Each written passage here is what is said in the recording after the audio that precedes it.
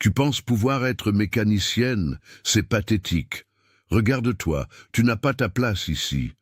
Amélie respira profondément, ravala sa douleur et demanda juste une demi-heure avec la machine morte depuis 2 semaines.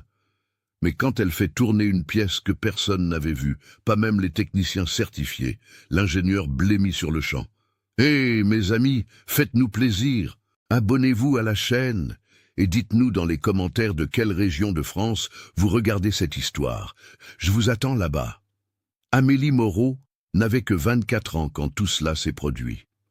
Une jeune femme qui, depuis toute petite, depuis ses premiers pas chancelants sur le sol en béton de l'atelier, respirait déjà cette odeur caractéristique de gasoil mélangée à la graisse. Vous connaissez cette odeur forte, un peu amère, qui s'accroche aux vêtements et ne part pas même après 3 lavages? Eh bien, cette odeur était pratiquement le parfum de son enfance. L'atelier Moreau Ingins-Lourd se trouvait dans un grand hangar de la zone industrielle de Lyon, avec ses immenses portes métalliques à enroulement, toujours ouvertes dès 6 heures du matin. Les murs avaient cette couleur indéfinie qui arrive quand le béton gris accumule des années de poussière de chantier, d'éclaboussures d'huile, et l'humidité qui vient du Rhône.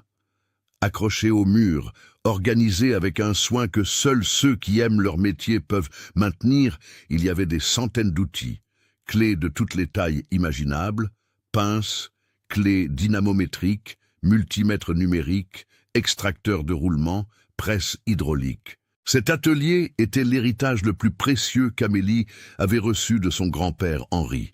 Et quand je dis héritage, mes amis, je ne parle pas seulement d'un lieu physique, non. Je parle de connaissances, de décennies et décennies de sagesse accumulées dans des cahiers techniques manuscrits, avec cette écriture minuscule et soignée de Henri. Des notes prises au cours de 40 ans à maintenir des flottes entières d'entreprises de construction dans toute la région Auvergne-Rhône-Alpes. Henri Moreau était une légende vivante. Il avait commencé comme aide-mécanicien encore enfant, à seulement 13 ans, et au fil de sa vie était devenu le mécanicien que tous les grands entrepreneurs du bâtiment recherchaient quand ils avaient une machine condamnée. Si Henri n'arrive pas à la faire démarrer, mieux vaut la vendre à la ferraille, disait-il. Il avait un don spécial, une intuition presque surnaturelle pour comprendre ce qui n'allait pas avec n'importe quel engin lourd. Tracteur, pelle mécanique, niveleuse, tractopelle, peu importait. Henri posait sa main, écoutait le moteur et savait déjà. Amélie était la petite fille aînée, la seule qui depuis l'enfance avait démontré la même fascination pour les moteurs que son grand-père.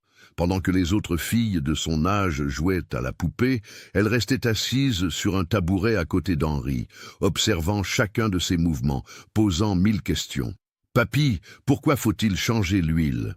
Papy, comment tu sais que c'est la pompe d'injection qui a un problème ? Papy, apprends-moi à utiliser cette clé dynamométrique. » Et Henri, avec cette patience infinie que seuls les grands-parents ont, lui expliquait tout. Il ne traitait pas la petite comme si elle était incapable de comprendre des concepts techniques complexes. Au contraire, il voyait en elle la même passion qu'il ressentait et traitait cela avec le respect que ça méritait. À 16 ans, Amélie était déjà capable de faire seule une révision complète sur un tracteur Massey Ferguson. À 19 ans, elle diagnostiqua et répara une tractopelle New Holland que 3 techniciens certifiés de la concession avaient déclaré perte totale. Mais la vie, mes chers amis, n'est pas toujours tendre avec ceux qu'on aime. 8 mois avant ce lundi fatidique que je vais vous raconter, Henri a subi un AVC. Il était dans l'atelier, justement en train de faire ce qu'il aimait le plus, travailler sur une pelle hydraulique Volvo EC210, quand il ressentit le vertige, l'engourdissement dans le bras gauche, la difficulté à parler. Amélie était avec lui. Elle a vu son grand-père s'appuyer sur le godet de la pelle, elle a vu son visage se tordre de douleur, elle a vu ses jambes faiblir, elle a crié au secours, appelé le SAMU, tenu sa main pendant tout le trajet jusqu'à l'hôpital Édouard Herriot. Ce furent des heures interminables dans la salle d'attente. Cette odeur de désinfectant mélangée au café froid, le bruit des chaussures des infirmières sur le carrelage, son cœur battant si fort qu'il semblait vouloir sortir de sa bouche. Henri a survécu, Dieu merci, mais les séquelles furent sévères. Il perdit une partie des mouvements du côté gauche du corps. La parole resta traînante, compromise. Le médecin fut direct. Il ne pourra plus travailler en mécanique. Il a besoin de kinésithérapie intensive, de suivi neurologique constant, de médicaments contrôlés. Ce sera un traitement long et coûteux. Ce fut à ce moment-là, assise sur cette chaise en plastique dur de la salle d'attente, les yeux gonflés d'avoir tant pleuré, qu'Amélie prit une décision. Elle avait 23 ans, venait de terminer un BTS en maintenance des engins de travaux publics, mais plus important que n'importe quel diplôme, elle avait la connaissance qu'Henri lui avait transmise au fil des années. Elle allait maintenir l'atelier en activité, allait honorer l'héritage de son grand-père, allait payer son traitement coûte que coûte, et ce ne fut pas facile, laissez-moi vous dire. Amélie découvrit dans la pratique ce qu'elle savait déjà en théorie. Le monde de la mécanique poids lourd est brutal avec les femmes. Les clients arrivaient à l'atelier, la voyaient en bleu de travail et demandaient à parler au mécanicien responsable. Quand elle expliquait qu'elle était la mécanicienne responsable, beaucoup tournaient simplement les talons et s'en allaient. « Une femme ne comprend rien au moteur », disait-il. « Je vais chercher un vrai atelier avec un vrai professionnel. » Chaque rejet était un coup de poignard dans sa poitrine, mais Amélie ravalait ses larmes, essuyait la graisse de ses mains et continuait. Les clients qui restaient, qui lui donnaient une chance, découvraient qu'ils étaient face à l'une des mécaniciennes les plus compétentes de toute la région. Elle avait non seulement une connaissance technique impeccable, mais cette intuition que son grand-père lui avait transmise, cette capacité d'écouter un moteur et d'identifier exactement ce qui n'allait pas. Petit à petit, l'atelier maintint une clientèle fidèle. Ils n'étaient pas nombreux, mais suffisants pour payer les factures, acheter les pièces, maintenir le traitement d'Henri et survivre. Amélie travaillait seule de 6 heures du matin à 20 heures, tous les jours. Il y avait des jours où elle dormait là même dans l'atelier sur un matelas jeté dans le dépôt, trop épuisée pour rentrer chez elle en voiture. Henri, même avec les séquelles, venait à l'atelier presque tous les jours, s'asseyait sur une chaise en plastique près de l'établi et observait sa petite fille travailler. Il ne pouvait plus tenir fermement les outils, ne pouvait plus se baisser sous une machine, mais il pouvait conseiller. Avec cette parole traînante mais déterminée, il orientait. « Amélie, vérifie le filtre secondaire. Ce modèle en a 2. » Et Amélie écoutait chaque mot comme si c'était de l'or pur, parce que ça l'était. Maintenant, pendant qu'Amélie luttait chaque jour pour maintenir vivant l'atelier et l'héritage de son grand-père, de l'autre côté de la ville, à seulement 12 kilomètres de là, une crise monumentale se produisait. Le chantier de la rocade de contournement de Lyon était un projet gigantesque. 80 millions d'euros investis pour construire une voie alternative qui allait désengorger le trafic chaotique de la métropole lyonnaise. C'était un chantier d'envergure nationale, avec un calendrier serré, des pénalités contractuelles très lourdes en cas de retard et toute la pression politique que vous pouvez imaginer. Le chantier était immense, des dizaines de machines travaillant simultanément, des camions bennes allant et venant, le bruit assourdissant des marteaux-piqueurs, l'odeur d'asphalte chaud mélangée à la terre rouge du sol lyonnais. Et au centre de tout cela se trouvait une tractopelle Caterpillar 416F. Une belle machine, jaune étincelant, avec seulement 800 heures d'utilisation. Elle avait coûté 420 000 euros. Elle disposait de 92 chevaux de puissance, d'un système hydraulique de dernière génération, d'une cabine avec climatisation. C'était la machine la plus importante du chantier, responsable de toutes les excavations profondes nécessaires aux fondations des viaducs et passages souterrains.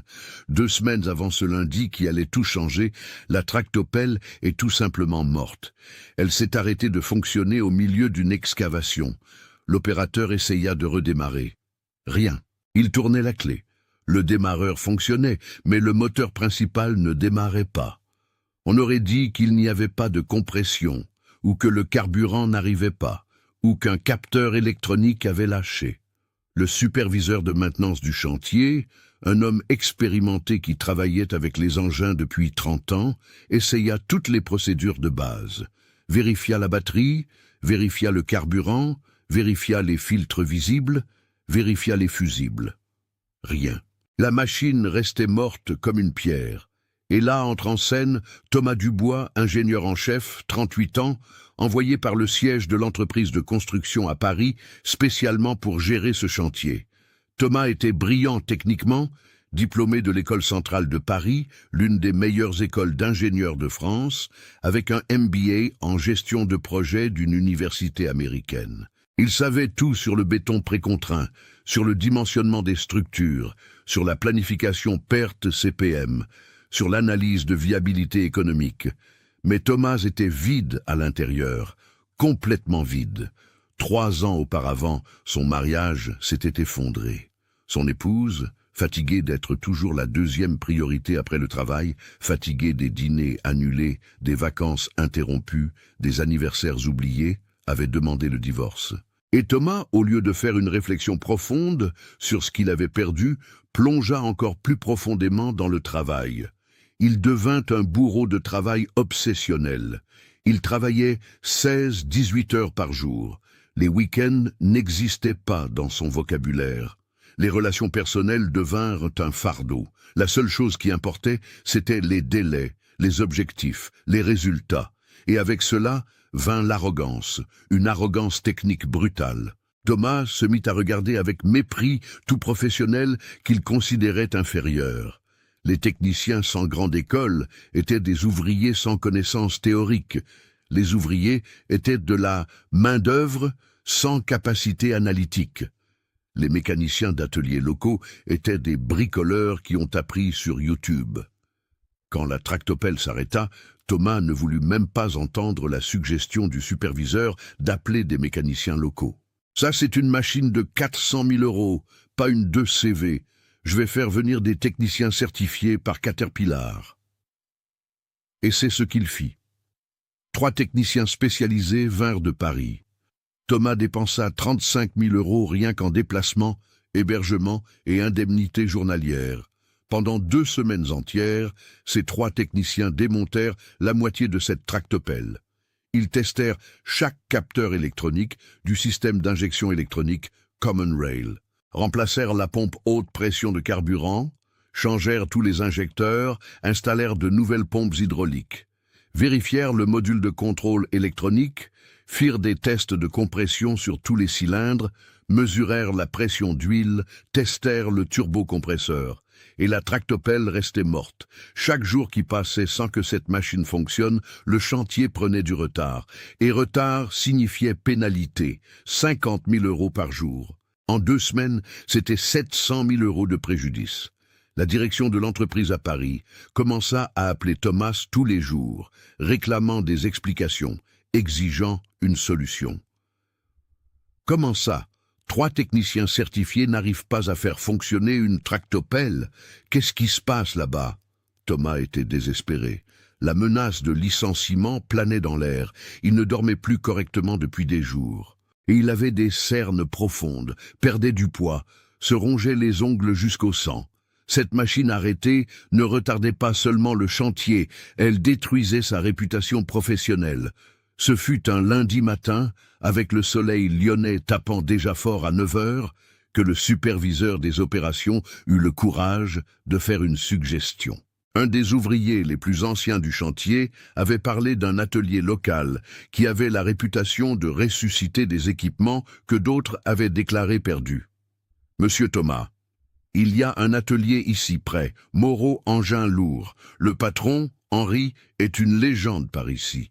On dit qu'il a déjà réparé des machines que même l'usine ne voulait plus toucher. Ça ne coûte rien d'appeler, non ?» La réaction de Thomas fut immédiate et cruelle. Il lâcha un rire sarcastique.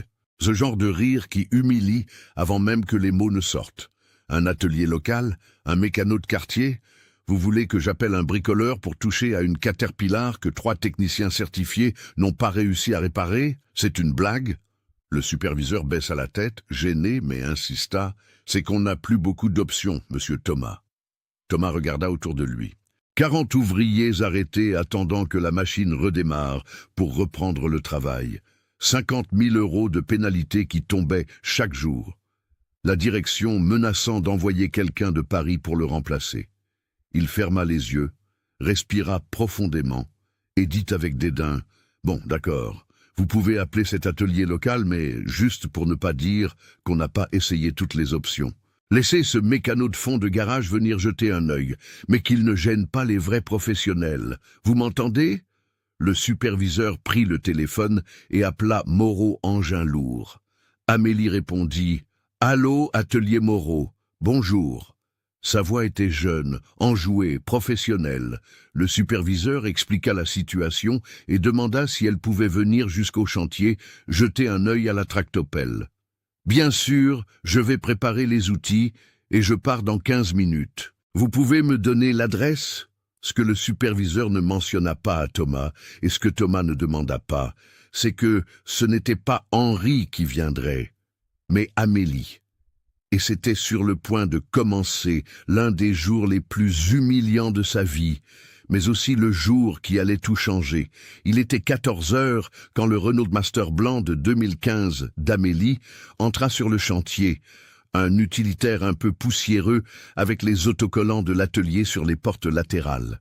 À l'arrière, organisé avec soin, se trouvaient des caisses d'outils professionnels, un compresseur portable, des équipements de diagnostic. Amélie se gara près de la tractopelle jaune arrêtée. Quand elle ouvrit la porte et descendit du véhicule, vêtue de son bleu de travail, avec le logo Moreau Engines Lourd brodé sur la poitrine, le chantier entier sembla se figer pendant une seconde. 40 ouvriers étaient là, assis en groupe, sous des bâches improvisées pour se protéger du soleil brûlant de Lyon. Ils regardèrent cette jeune femme de 24 ans, cheveux attachés en queue de cheval pratique, visage sans maquillage, chaussures de sécurité aux pieds, et les petits rires commencèrent, ces petits rires de dédain, vous voyez. Ce genre de rire qui n'a pas besoin de mots pour humilier. Ils ont envoyé une femme, commenta un des ouvriers assez fort pour que tout le monde entende. Un autre compléta. Ça doit être la secrétaire de l'atelier qui vient chercher des infos pour le vrai mécanicien. Amélie fit semblant de ne pas entendre. Elle avait appris, au cours de ces 8 mois difficiles, à créer une carapace épaisse autour de son cœur.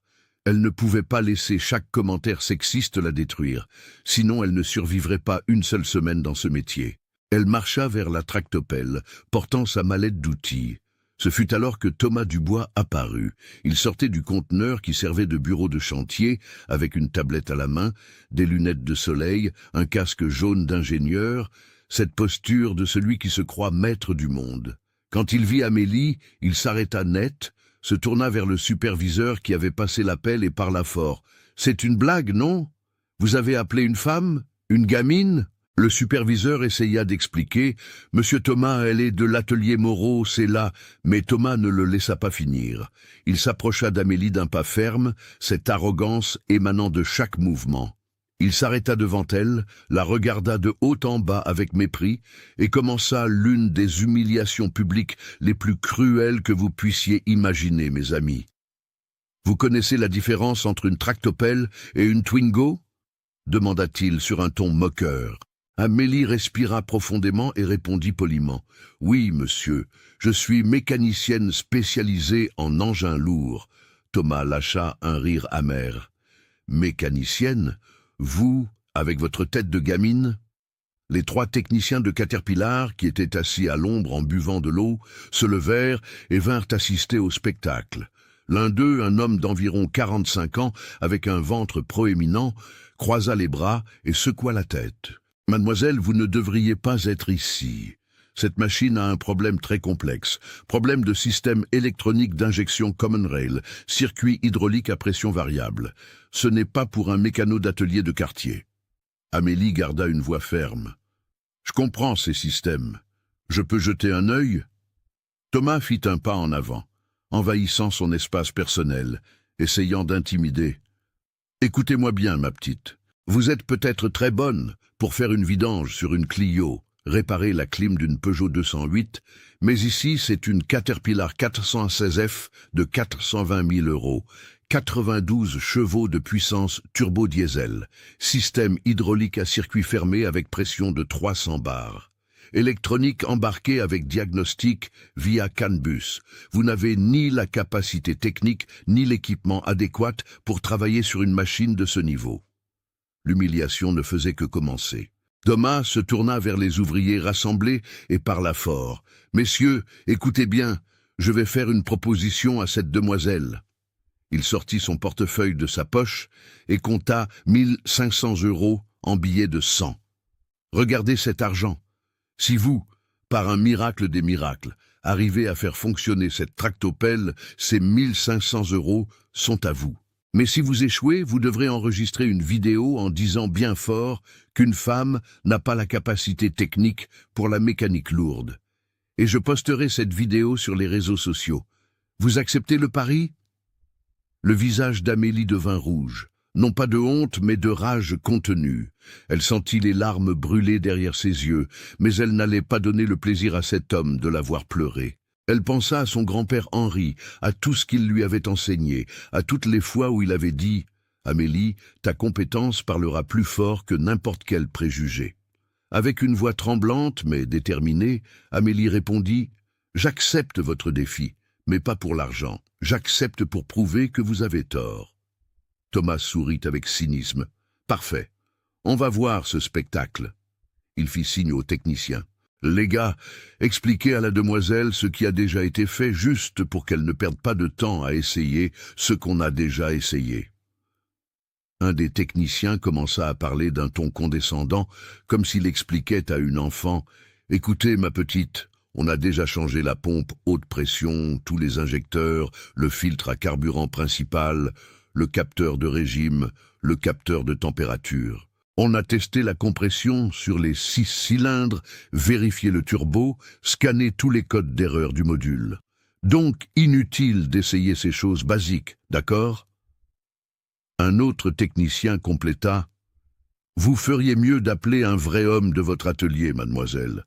Ne vous inquiétez pas, ça ne vous fera pas de mal d'admettre que vous n'avez pas assez d'expérience. » Amélie ferma les yeux une seconde, sentant le poids de ce moment.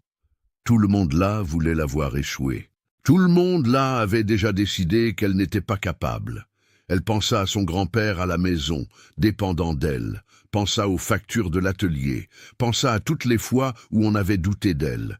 Et alors, elle ouvrit les yeux, regarda directement Thomas et dit « J'ai besoin que tout le monde s'éloigne et me laisse travailler en silence. 1 demi-heure. C'est tout. » Thomas lâcha un rire sonore. « 1 demi-heure. Ces gars ont travaillé 2 semaines, mais bon, allez-y.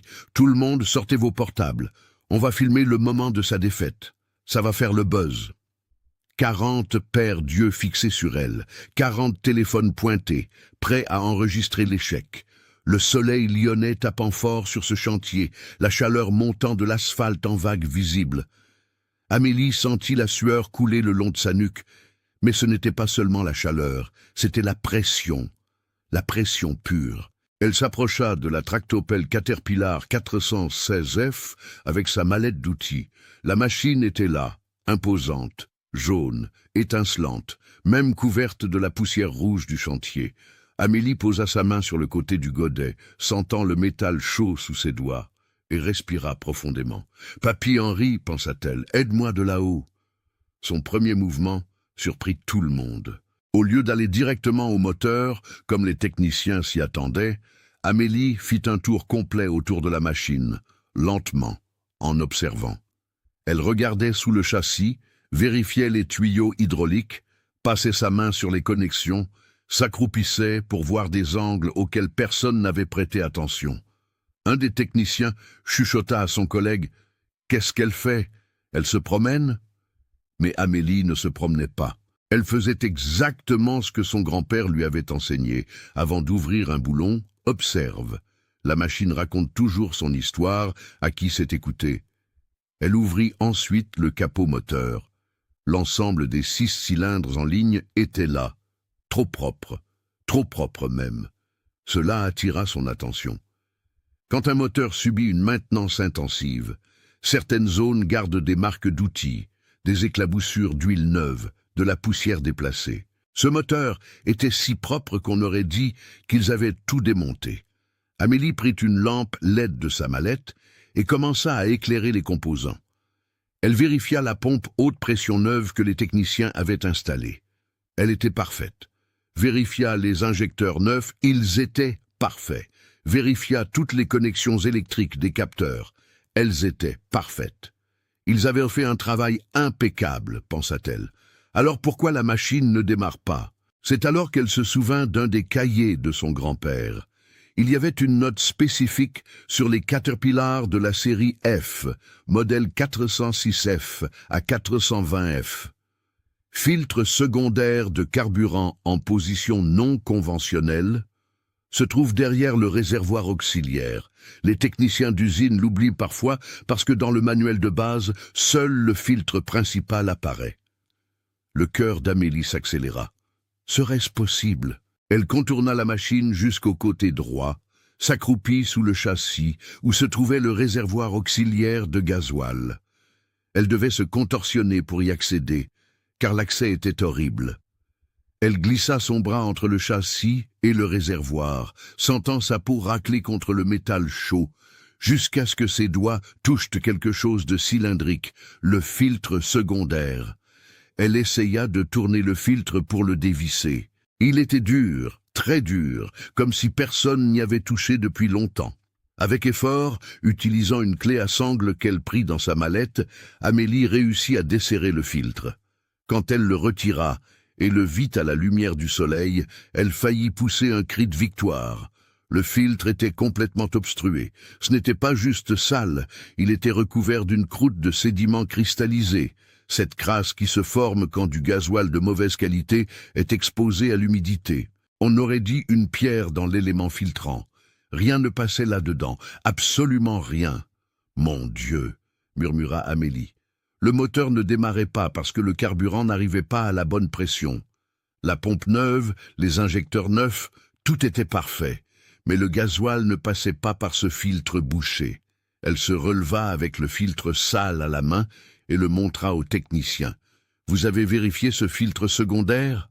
Le technicien le plus âgé fronça les sourcils. « Quel filtre secondaire? On a changé le filtre principal qui se trouve à côté du moteur. » Amélie secoua la tête. « Ce modèle a 2 filtres.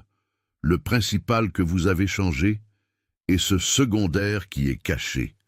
Il est complètement bouché. C'est pour ça que le système Common Rail ne recevait pas de pression adéquate de carburant. » Thomas s'approcha, prit le filtre de la main d'Amélie et l'examina. Il devint pâle. Comment lui, un ingénieur diplômé de Central Paris, n'avait pas pensé à ça? Comment les techniciens certifiés ne le savaient pas? Mais Amélie ne s'arrêta pas là. Elle avait remarqué autre chose. « Il y a encore un problème, dit-elle. Quand vous avez changé les pompes hydrauliques, avez-vous ajusté la soupape de décharge de pression ?» Les techniciens s'entre-regardèrent, confus. « Soupape de décharge.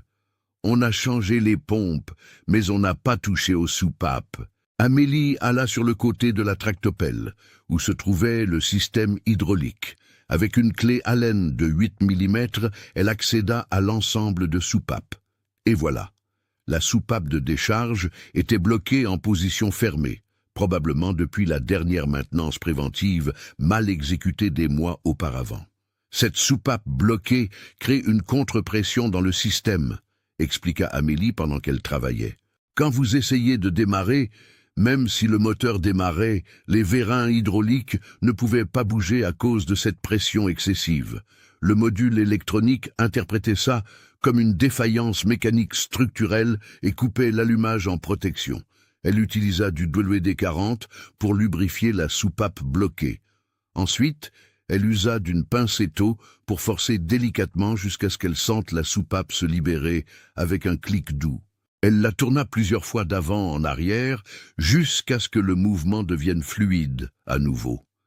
Voilà, maintenant elle est libre. Les techniciens de Caterpillar étaient paralysés. Ils avaient passé 2 semaines à démonter cette machine, changer des composants coûteux, faire des tests électroniques complexes et avaient complètement ignoré 2 problèmes basiques, un filtre oublié et une soupape bloquée. 2 détails qu'une mécanicienne de 24 ans avait identifiés en 15 minutes. Amélie prit un filtre secondaire neuf de sa mallette. Elle transportait toujours des filtres de plusieurs modèles courants et l'installa à la place de celui qui était bouché. Elle le serra avec la clé à sangle, s'assura qu'il était bien étanche. Puis elle ferma l'accès au système hydraulique, rangea ses outils, elle essuya ses mains sur un chiffon qu'elle avait dans la poche de son bleu de travail. Elle regarda sa montre. 28 minutes depuis qu'elle était arrivée. Elle regarda Thomas, qui était blanc comme un linge, regarda les ouvriers qui ne faisaient pas le moindre bruit.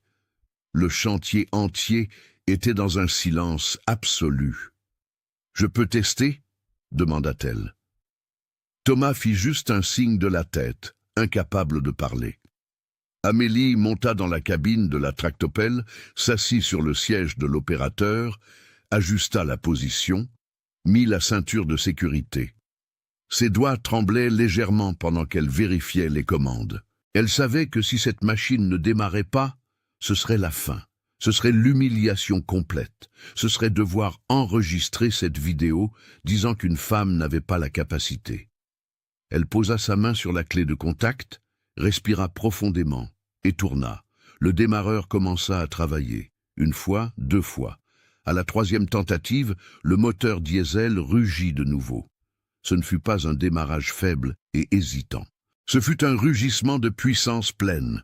Les 92 chevaux revinrent à la vie avec ce son caractéristique des moteurs Caterpillar, ce grondement grave et puissant qui fait vibrer le sol. Amélie laissa le moteur se stabiliser quelques secondes. Puis, le cœur explosant d'émotion, elle testa les commandes hydrauliques, bougea le levier de la flèche. La flèche se leva en douceur, avec la fluidité parfaite d'un système hydraulique fonctionnant à pleine capacité. Bougea le godet. Le godet s'ouvrit et se ferma avec précision, actionna les stabilisateurs. Ils descendirent et montèrent parfaitement. La tractopelle était complètement fonctionnelle. Amélie coupa le moteur, descendit de la cabine et le chantier explosa. Pas en huée, en applaudissements. Les 40 ouvriers commencèrent à applaudir, à crier, à siffler. Ils venaient d'assister à quelque chose d'extraordinaire. Ces hommes, qui une demi-heure auparavant riaient d'elle, applaudissaient maintenant debout. Les 3 techniciens de Caterpillar étaient rouges de honte. L'un d'eux eut la décence de s'approcher d'Amélie et de dire « Mademoiselle, on s'est bien trompé. Désolé pour les commentaires. Vous êtes exceptionnelle. » Amélie fit juste un signe de la tête, l'émotion lui serrant la gorge. Mais son regard chercha Thomas. L'ingénieur était debout au même endroit, complètement détruit. Toute son arrogance s'était évaporée. Toute sa supériorité technique avait été pulvérisée. Une mécanicienne de 24 ans d'un atelier local, sans diplôme universitaire, avait résolu en 1 demi-heure ce qu'il n'avait pas réussi à résoudre en 2 semaines avec des techniciens certifiés et 35 000 € dépensés. Amélie marcha vers lui, s'arrêta à un demi-mètre de distance et d'une voix calme, sans colère, sans vengeance, juste avec dignité, elle dit « Le problème n'était pas la complexité technique, monsieur l'ingénieur, c'était l'attention aux détails de base. Mon grand-père disait toujours que les solutions les plus simples se trouvent souvent aux endroits où l'arrogance ne vous laisse pas regarder. » Thomas ouvrit la bouche pour parler, mais aucun son ne sortit. Les mots d'Amélie avaient atteint non seulement son orgueil professionnel, mais quelque chose de beaucoup plus profond. Elle avait exposé la vérité la plus douloureuse. Il avait échoué non par manque de connaissances, mais par excès d'arrogance. Ce fut alors qu'un des ouvriers les plus anciens, un homme d'environ 60 ans au visage marqué par des décennies de soleil, s'approcha. « Mademoiselle, laissez-moi vous demander quelque chose. Vous êtes parente d'Henri Moreau ?»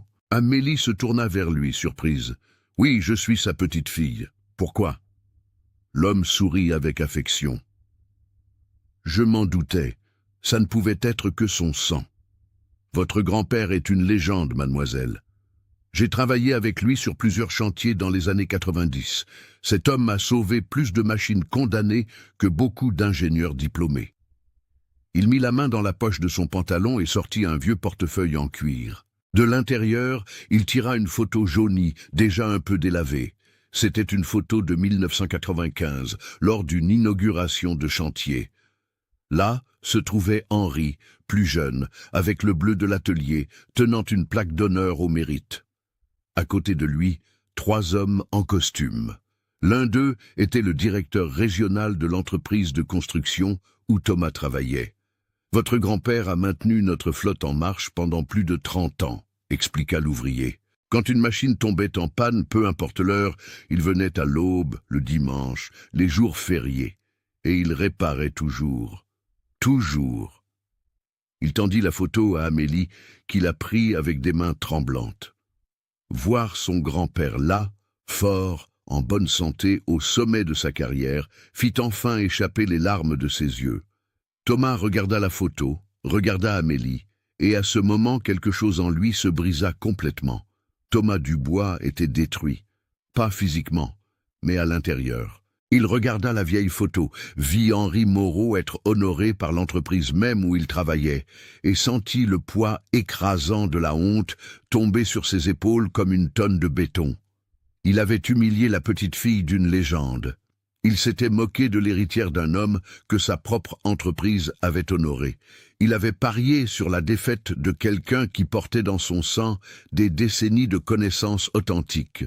Et pire, il avait fait tout cela poussé par un préjugé pur. Ce n'était pas une question de capacité technique, c'était parce qu'elle était une femme, c'était parce qu'elle n'avait pas de diplôme accroché au mur, c'était parce qu'elle venait d'un atelier simple. Thomas s'approcha d'Amélie d'un pas lent. Elle tenait la photo de son grand-père, les larmes coulant sur son visage sans qu'elle fasse le moindre effort pour les essuyer. Quand il arriva près d'elle, elle leva les yeux vers lui, et il n'y avait pas de colère dans ses yeux. Il y avait de la tristesse d'avoir été traitée de cette façon, de la tristesse pour toutes les fois où elle avait déjà été traitée ainsi auparavant. « Amélie » commença Thomas, et sa voix se brisa. Il s'éclaircit la gorge, essaya à nouveau.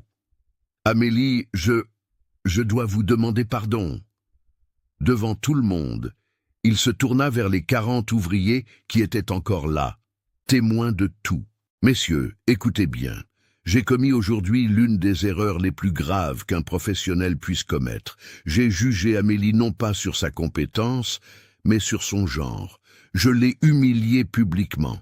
J'ai douté d'elle sans aucune raison à part mon préjugé idiot. » Il sortit son portefeuille de sa poche, prit les 1500 € qu'il avait offerts comme pari, tendit l'argent à Amélie avec des mains tremblantes. « Vous avez gagné. Vous méritez ça et bien plus. Mais plus que l'argent, vous méritez mon respect et mes excuses sincères. » Amélie regarda l'argent. C'était beaucoup d'argent. 1500 €. De quoi payer 3 mois de kinésithérapie de son grand-père. De quoi acheter des pièces pour l'atelier. De quoi couvrir des factures en retard. Mais quelque chose en elle disait qu'accepter cet argent serait accepter l'humiliation comme faisant partie du métier. Ce serait dire qu'il était acceptable d'être traité ainsi du moment que ça payait bien. Elle prit l'argent de la main de Thomas et tous restèrent silencieux, attendant. Alors elle dit « Je vais accepter cet argent, mais pas pour moi. » Elle se tourna vers les ouvriers. « Vous avez une caisse d'entraide médicale ici sur le chantier ?» Le superviseur fit signe que oui. « Alors cet argent ira là-bas, pour les travailleurs qui en auront besoin. Je ne veux pas gagner de l'argent sur une humiliation. Je veux gagner du respect. » Le chantier explosa en applaudissements à nouveau. Thomas sentit ses propres larmes brûler dans ses yeux. Cette femme, après tout ce qu'il avait fait, avait la grandeur de transformer ce moment horrible en quelque chose de beau. Elle avait toutes les raisons du monde de lui frotter la victoire au visage, de l'humilier en retour, mais elle choisit la dignité. « Vous êtes incroyable, » dit Thomas, et ce n'était pas de la flatterie, c'était une reconnaissance authentique. J'ai passé 3 ans de ma vie à penser que la compétence se mesurait aux diplômes et certificats, que la valeur humaine se mesurait au poste et au salaire, et vous venez de me donner une leçon qu'aucune université ne m'a enseignée. Amélie essuya ses larmes avec le dos de sa main sale de graisse. Vous savez ce qui fait le plus mal, monsieur l'ingénieur? Ce n'est même pas l'humiliation d'aujourd'hui, c'est que ça arrive tous les jours. Tous les 5 jours, je dois prouver que je suis capable. Des clients qui s'en vont quand ils voient que je suis la mécanicienne. Des fournisseurs qui ne prennent pas mes commandes au sérieux. Des gens qui me demandent si je ne préférerais pas un travail plus féminin, comme si réparer des moteurs était un truc d'homme et s'occuper des gens un truc de femme. Elle respira profondément et pour la première fois depuis son arrivée, laissa la vulnérabilité apparaître. Il y a 8 mois, mon grand-père a eu un AVC. Il ne peut plus travailler.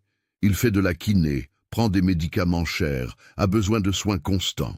Et moi, je suis seul à essayer de maintenir l'atelier en marche pour payer tout ça. Il y a des jours où je ne sais pas si je vais pouvoir payer les factures. Il y a des jours où je pleure en rentrant chez moi en voiture. Mais je ne peux pas abandonner parce que cet atelier, c'est la vie de mon grand-père, c'est son héritage, et il m'a fait confiance pour le garder vivant. Le silence qui envahit le chantier était dense, lourd. Tout le monde là comprit qu'ils n'étaient pas seulement face à une mécanicienne talentueuse. Ils étaient face à une femme qui portait le poids du monde sur ses épaules et restait debout, avec dignité, avec force. Thomas sentit quelque chose en lui se briser définitivement. Il avait passé 3 ans à se plaindre de la vie, à jouer la victime à cause d'un divorce, à travailler obsessionnellement pour combler un vide qu'il avait lui-même créé. Et là se tenait une femme de 24 ans affrontant de vrais défis, une vraie douleur, une vraie responsabilité. Et malgré tout, elle gardait la compassion, la générosité, la dignité. « Amélie, dit-il, et cette fois la voix sortit ferme. Je veux faire plus que m'excuser, je veux faire ce qui est juste. Je vais convaincre la direction de l'entreprise de faire de votre atelier un prestataire officiel. Contrat fixe pour la maintenance de toute la flotte de ce chantier. Vous avez la connaissance, vous avez la compétence, et plus que ça, vous avez l'intégrité que beaucoup de gens avec des diplômes n'ont pas. » Amélie cligna des yeux, confuse. « Vous êtes sérieux ?» Thomas hocha la tête complètement. « Je vais appeler le directeur régional tout de suite. On dépense des fortunes avec des techniciens de l'extérieur, des déplacements, de l'hébergement. Et vous êtes là tout près, avec toute la connaissance nécessaire. Ça fait tout le sens professionnellement. Et plus que ça, c'est juste. » Un des techniciens de Caterpillar s'approcha. C'était le plus âgé, celui qui avait expliqué de manière condescendante les concepts de base à Amélie. « Mademoiselle, je dois aussi vous demander pardon. On a été arrogant. Je travaille avec les machines depuis 25 ans, et aujourd'hui vous m'avez donné une leçon. Vous avez vérifié ce qu'on aurait dû vérifier en premier. Le basique. On s'est perdu dans la complexité et on a oublié la simplicité. » Les 2 autres techniciens vinrent aussi, gênés, mais sincères dans leurs excuses. Et Amélie, avec ce cœur énorme qu'elle avait, accepta tous sans rancune, sans esprit de revanche, juste avec la simplicité de quelqu'un qui comprend que tout le monde fait des erreurs et que l'important est de reconnaître et de grandir. Le superviseur de chantier prit le talkie-walkie et annonça « Les gars, la tractopelle fonctionne. On retourne au travail. On a un planning à respecter. » Les ouvriers commencèrent à se disperser, mais pas sans passer d'abord devant Amélie, un par un, lui serrant la main, lui tapant sur l'épaule, disant des mots d'admiration et de respect. Thomas resta là, observant cette scène, observant comment ces hommes simples, des travailleurs manuels qu'il avait l'habitude d'ignorer, avaient la grandeur de reconnaître le talent et le caractère quand il les voyait. Ils n'avaient pas eu besoin de diplôme pour savoir qu'ils étaient face à quelqu'un de spécial. Seul lui, avec toute sa formation, avait été trop aveugle pour voir. « Amélie, » appela-t-il, avant qu'elle ne parte, « puis-je vous demander quelque chose ?» Elle se tourna. « Oui. » Thomas hésita, puis demanda, « Je peux rencontrer votre grand-père personnellement ? J'aimerais lui présenter mes excuses aussi, et plus que ça, j'aimerais apprendre avec lui. S'il accepte de m'enseigner, bien sûr. » Amélie sourit. Le premier vrai sourire depuis qu'elle était arrivée là. Il aimerait beaucoup ça. Mon papy dit toujours que la bonne connaissance est la connaissance partagée. 10 mois après ce lundi qui a tout changé, le chantier de la rocade de contournement de Lyon fut inauguré. Et ce ne fut pas une inauguration ordinaire. Ce fut quelque chose de spécial, parce que ce chantier avait terminé 2 mois avant le délai initial, économisant des millions en pénalités, fonctionnant parfaitement grâce à la maintenance impeccable de la flotte. La cérémonie eut lieu un samedi matin, avec des autorités, la presse, la population. Il y avait une estrade montée, des banderoles, des drapeaux flottant dans le vent chaud de Lyon. Mais le moment le plus important ne vint pas des discours des politiciens. Il vint quand Thomas Dubois monta au micro et demanda que 2 personnes spéciales le rejoignent sur scène.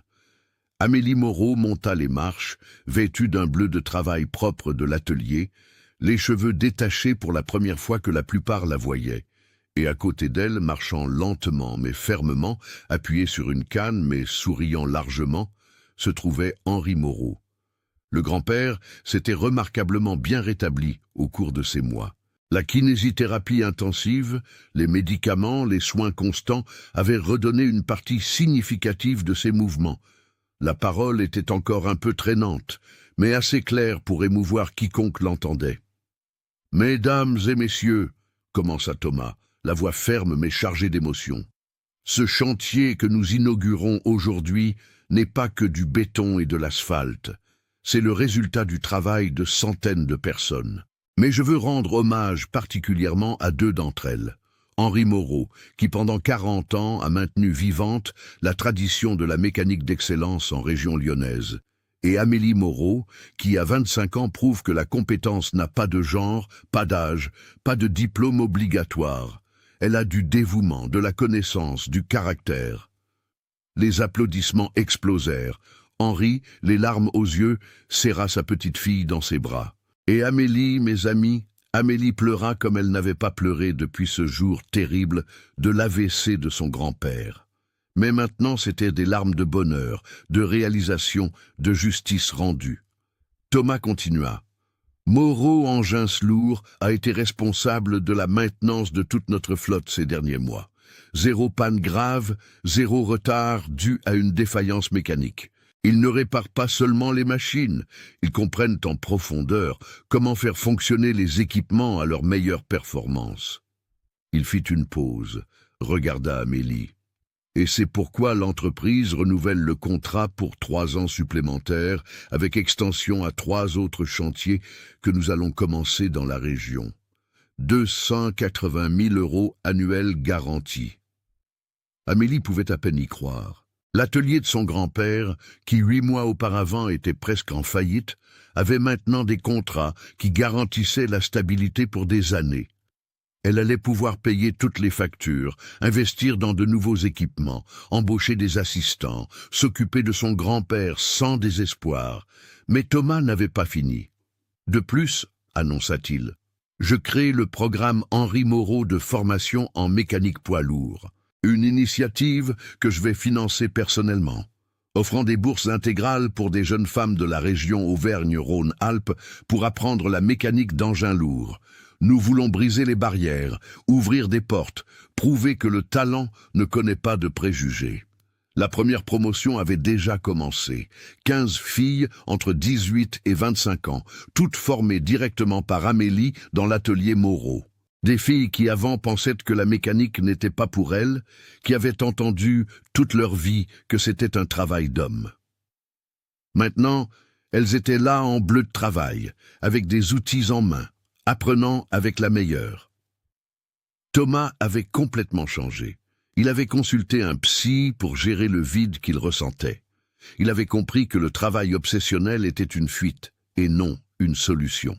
Il commença à valoriser les gens autour de lui, à écouter plus, à parler moins.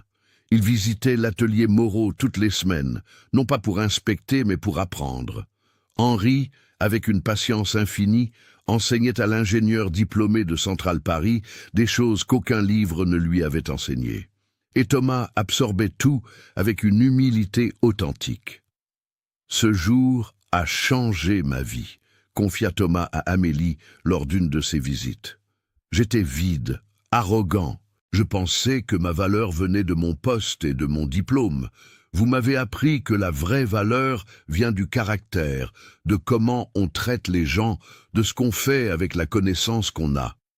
L'atelier Moreau était maintenant une référence dans toute la région. Des contrats avec d'autres entreprises de construction commencèrent à arriver. La réputation d'Amélie se répandit. La petite fille d'Henri est meilleure qu'Henri lui-même, disait-il. Et quand Henri entendait ça, il gonflait de fierté. C'est parce qu'elle a appris avec le meilleur et s'est améliorée, disait-il en riant. Ce soir d'inauguration, après toute la cérémonie, Amélie et Henri retournèrent à l'atelier. Le vieux hangar maintenant avec de nouveaux équipements, une peinture fraîche, une enseigne lumineuse à l'entrée.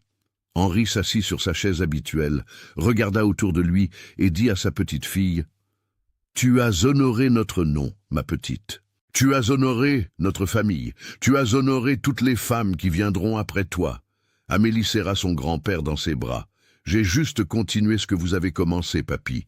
La connaissance était la vôtre.